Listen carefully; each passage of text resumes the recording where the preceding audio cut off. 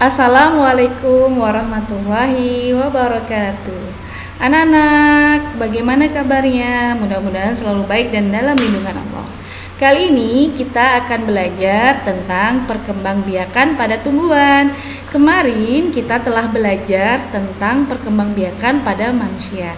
Kali ini kita akan belajar tentang perkembangbiakan pada tumbuhan. Yuk kita lihat. Nah, teman-teman atau anak-anakku sekalian, apa yang dinamakan tumbuhan? Tumbuhan bisa berupa bunga, bisa berupa tumbuhan biji, bisa berupa tumbuhan lain atau tumbuhan hias. Perkembangbiakan pada tumbuhan dibagi menjadi dua. Yang pertama adalah generatif, yang kedua adalah vegetatif. Perkembangbiakan generatif pada tumbuhan adalah perkembangbiakan secara seksual dengan cara perkawinan yang dilakukan oleh tumbuhan berbiji. Disebut perkawinan pada tumbuhan karena bertemunya sel sperma yang diwakili oleh benang sari dengan sel telur dalam bakal buah. Nah, berikut bagian-bagian bunga. Bagian-bagian bunga adalah mahkota, kelopak, dasar bunga, kemudian ada bakal biji, ada tangkai bunga, kepala sari. Kepala sari itu adalah tempat dari benang sari, kemudian adalah kepala putik, ada tangkai putik.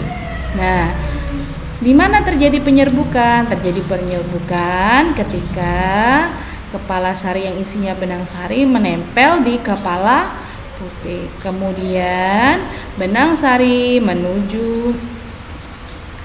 melewati pembuluh putik, kemudian menuju ke bakal biji. Yuk kita lihat proses selanjutnya. Nah, dari benang sari yang menempel ke kepala putik, kemudian benang sari menuju ke bakal biji melalui pembuluh putik. Setelah itu kemudian berkembang menjadi zigot. Di sini sel sperma yang diwakili oleh benang sari dan sel telur oleh kepala putih menjadi zigot. Ya, ini adalah hasil pembuahannya yaitu zigot. Kemudian dari zigot berkembang lagi menjadi lembaga. Sudah ada perkembangan perbedaan antara zigot dengan lembaga. Dari lembaga ini kemudian berubah menjadi biji dalam buah. Biji dalam buah. Jadi ada biji, ada buah. Jadi berubah menjadi buah yang tapi di dalamnya ada biji. Dari biji ini kemudian ketika biji ini jatuh di tanah atau tumbuh di lingkungan, tertanam di dalam tanah, maka biji ini bisa tumbuh. Tumbuhnya bagaimana? Dengan tumbuhnya akar-akar kecambah seperti ini. Nah, dari kecambah ini, biji yang dipenuhi dengan akar kecambah, maka kemudian tumbuhlah tumbuhan baru. Dari tumbuhan baru ini ada bunga. Bunga ada kepala putik, ada benang sari, saling menempel. Begitu seterusnya sampai kemudian tumbuhlah biji dalam daging buah. Kemudian tumbuh biji di tanah tumbuh, kemudian tumbuh lagi. Jadi ini adalah siklus dari proses perkembangbiakan pada tumbuhan. Nah, bagaimana teman-teman? Sudah paham ya? Nah, jika sudah paham, maka tugas selanjutnya adalah kalian bisa menghafalkan nama-nama bagian buah.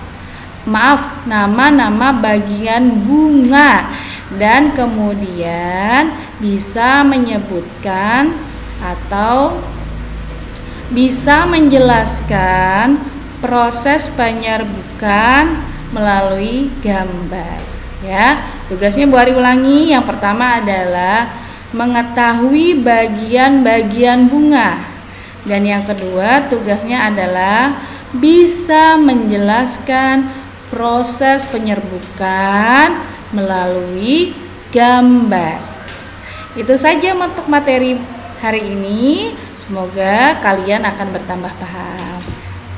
Sudah dulu ya anak-anak. Wassalamualaikum warahmatullahi wabarakatuh.